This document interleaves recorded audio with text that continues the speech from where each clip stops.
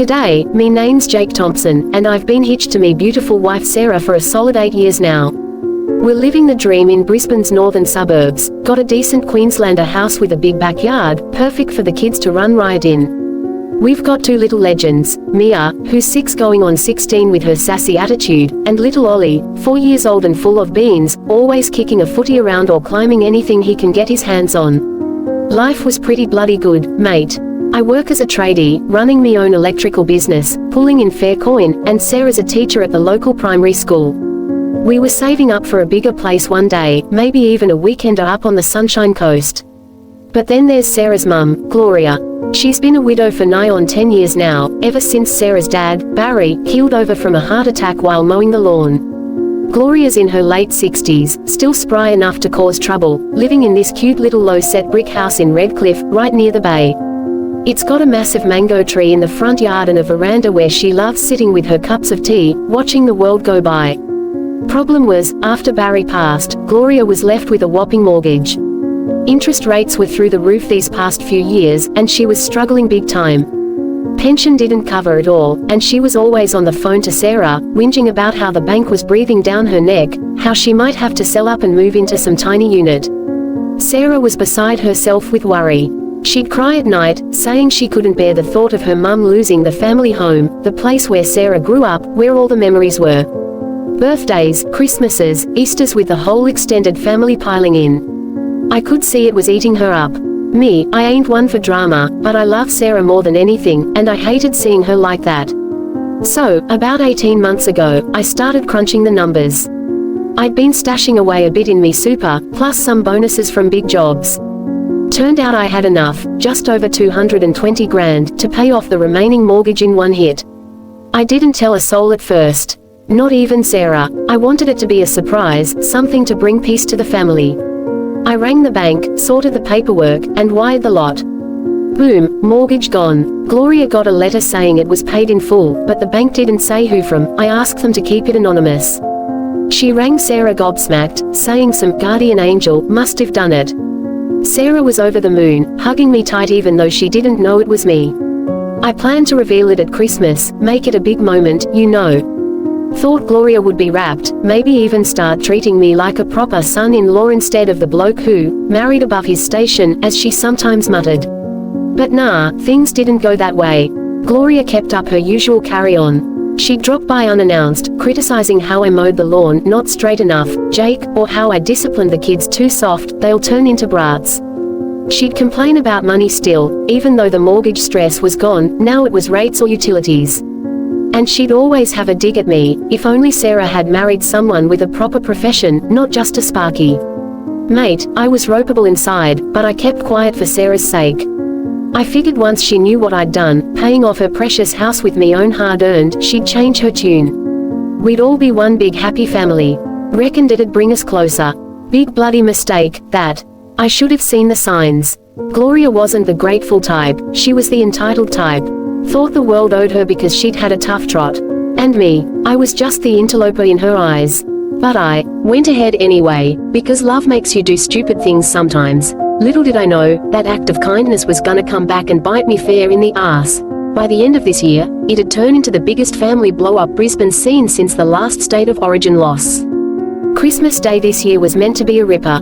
We'd gone all out at our place, massive spread on the barbecue, prawns, steaks, snags, the lot. Salads, pavlova for dessert, and a kiddie pool set up for the ankle-biters to splash in. The whole mob was there, Sarah's cousins from down south, me brothers and their families, even a few neighbors. Sun was shining, cold beers flowing, Christmas carols blasting from the speakers.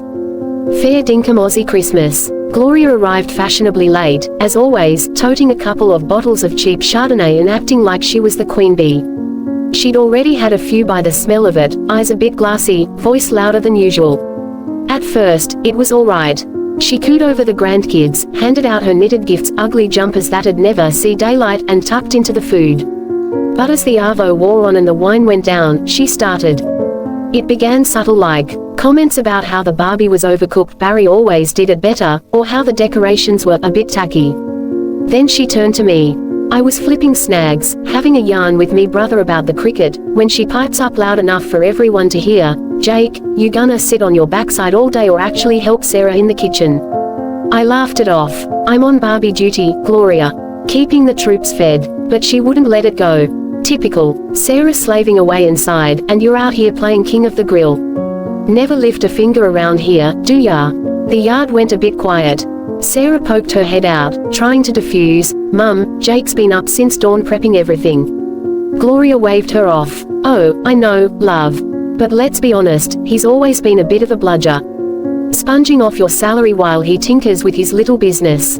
I felt me blood boil. Sponging. I'd built that business from nothing, working 60-hour weeks in the stinking heat, wiring houses in the middle of summer. But I bit me tongue. For Sarah, it escalated from there. Gloria got another glass of wine, plonked herself in the prime seat, and started holding court. Telling stories about how Barry was such a provider, how he never let her worry about money. Then, bang, if Sarah had married someone like her dad, she wouldn't have to work so hard. Instead, she's got a lazy scoundrel who thinks the world owes him a living. She said it right there, in front of the Rellies, the kids, everyone. Scoundrel, like I was some villain from an old movie. Mia looked up confused, asking what it meant. The cousins were smirking awkwardly, me brothers shooting me sympathetic looks. I was ropeable, mate. Absolutely filthy, hands shaking as I put down the tongs. But I didn't explode. Nah, I just smiled, that tight, fake smile you do when you're holding back a volcano. No worries, Gloria. Merry Christmas to you too. Sarah was mortified, pulling her mum aside, hissing at her to apologize. But Gloria doubled down, slurring about how I didn't deserve to be part of her family, how I'd never done anything worthwhile for any of them. The Barbie vibe was ruined. People started making excuses to leave early, kids got packed up. After everyone cleared out, Sarah was in tears, apologizing profusely. She's just drunk, Jake. She doesn't mean it. But I knew better. Drunk or not, those words were in her sober heart too. And the worst part, I still hadn't told her about the mortgage. I'd planned to announce it that day, as a big reveal under the Christmas tree. Had the paperwork ready and everything. But after that spray, nah, I zipped it. Let her stew. I went to bed that night fuming, staring at the ceiling. Thought about all the times I'd bitten me tongue for peace. All the cash I'd forked out for family stuff, birthdays, holidays, even helping Gloria with repairs on her house. And this is how she repays me, calling me a scoundrel in front of the lot. By morning, I'd made a decision. She could find out about the house the hard way. And when New Year rolled around, her favorite time, always hosting the massive do at her place, well, let's just say plans change. I wasn't gonna be the bigger person anymore. Fair's fair. Boxing Day dawned hot and sticky, typical Brisbane summer. Sarah and I were nursing hangovers from drowning sorrows the night before, kids bouncing off walls with new toys. The phone rang mid-morning, Gloria, hysterical on the line to Sarah. Mum, slow down, what's wrong? Turns out Gloria had finally gone to the bank for something minor, maybe updating details, and asked for a statement. That's when the bombshell dropped. Mortgage paid off over a year ago, and, here's the kicker, title transferred to joint names, mine and Sarah's. She lost her shit, screaming down the phone about how it was theft, how someone hacked the account, demanding answers. Sarah was confused, looking at me wide-eyed. I just shrugged, mouthing, later. But Gloria wasn't done. She rang back an hour later, this time demanding to speak to me. I took the phone, calm as a millpond. What the hell have you done, Jake? That's my house. My family home. Gloria, love, I said sweetly, turns out it was me who paid off your mortgage. Every last cent. From me own savings. You're welcome. Dead silence. Then explosion. Why didn't you tell me? And why's the title in your name? Put it back. Well, see, when you pay off a debt like the 220 grand, by the way, the bank lets you secure it against the title. Fair enough, since it was my money saving it from foreclosure. You were months behind, remember. Bank was about to take it. She was spluttering, calling me every name under the sun. But I kept going. And the title, yeah, it's in me and Sarah's name now. Legal as, protects our investment, you know. Sarah was listening, mouth open. I hadn't told her the full details either, just that I'd paid it off anonymously. Now it all clicked for her. Gloria switched tactics. Fine, whatever, but New Year's, I've already invited everyone. The cousins, Auntie Joan from Sydney, the whole lot. Big Barbie, fireworks on the telly, like always. It's tradition. Yeah, about that, I said, voice still even. We're heading up to the Gold Coast for New Year. Booked a unit on the beach, taking the kids. Thought we'd have a proper holiday, just us. What? You can't. The party's at our house. Nah, it's our house now, Gloria. And it'll be locked up tight. Security system on, no keys handed out. Sorry, love. She went ballistic, screaming about ingratitude, how I'd ruined her life, how she'd be homeless, dramatic much. Threatened lawyers, the police, everything. I just let her rant, then hung up. Sarah was torn. Jake, that's a bit harsh. It's her home, even if what? After she called me a scoundrel yesterday. In front of everyone. Nah, love. She wants to play silly buggers, she can face the music. By evening, the family grapevine was on fire. Cousins ringing Sarah, uncles texting me abuse. Cold-hearted prick, kicking an old lady out, all that rot. But I stood firm. Gloria had been living rent-free, well, mortgage-free thanks to me, for over a year, never once saying thanks, and still treating me like dirt. She'd assumed the house was still hers to command, planning her massive New Year's bash without even asking. Invites sent, meat ordered, the works. Now, stuffed. No venue. Family scattered, some siding with her, others quietly admitting she'd brought it on herself. I felt a twinge of guilt, sure. But mostly, satisfaction. Sweet, cold satisfaction. One phone call, and her plans crumbled.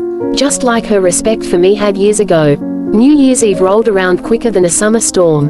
We're up on the Gold Coast, unit overlooking surfers' paradise, waves crashing below. Kids are thrilled, beach all day, ice creams, arcade games.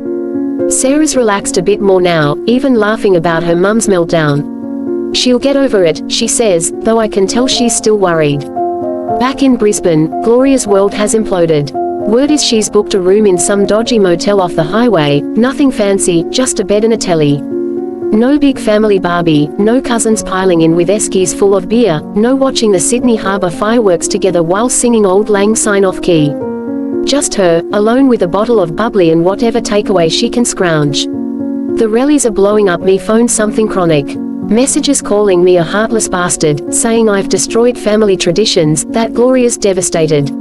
One cousin even posted on the family Facebook group, which I got screenshots of, about how I'm a monster for evicting a pensioner. Evicting. She's got months to sort herself, we ain't chucking her out tomorrow. But the outrage is real. Aussie families love a good drama, especially over holidays.